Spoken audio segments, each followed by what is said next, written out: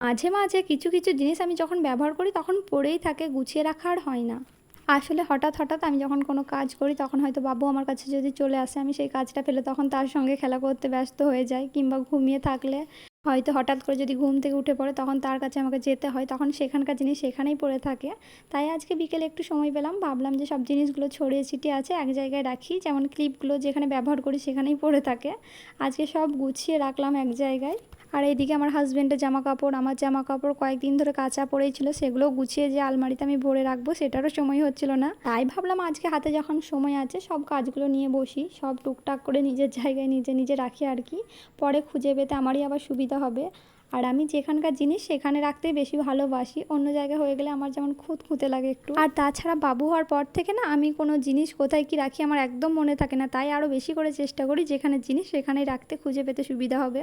সব কিছু গোছগাছ করে নিজের জায়গায় সব কিছু রেখে এখন একটু চুপচাপ বসে আমি রেস্ট নেবো।